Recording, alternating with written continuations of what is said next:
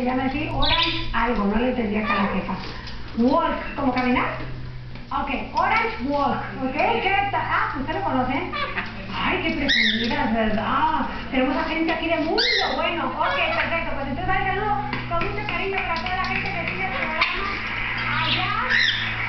Y muchas gracias. Y por otro lado, bueno, ya vamos a ponernos serios porque la historia aquí lo amerita. Hemos titulado nuestro caso, paso a cocinar, la perdición de tu hijo. Se pone fea la cosa. Vamos a platicar primero con Georgette.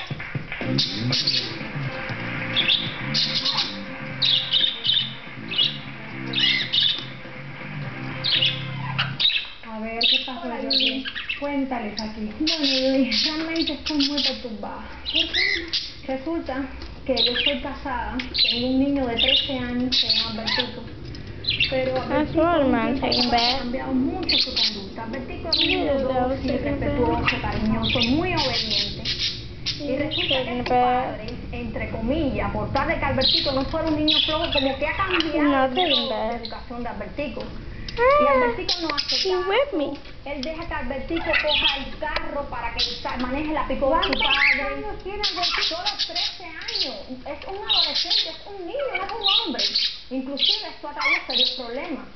Ya Albertico lo han expulsado de 2 escuelas. La última era una escuela privada que nos costó, Judy, Dios y ayuda para poder resolver la matrícula en esta escuela. ¿Y por qué lo corrieron de la escuela? Porque amenazó a una maestra con que la iba a matar. Válgame. Porque no obedece, Judy. Es que hacia mí yo le he llamado la atención y Albertico insiste en que no, que él es un hombre, que él se moviera. Está malcriado y luego todavía lo premian ahí con el carro. Exacto, y Alberto, mi esposo, no entiende que está haciendo mal y yo no tengo apoyo.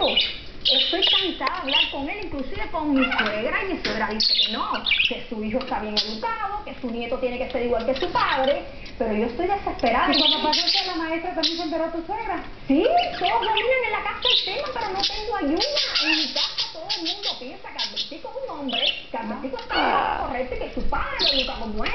Y yo estoy desesperada, yo soy mi único hijo y tengo miedo de que cometa un delito. Y si la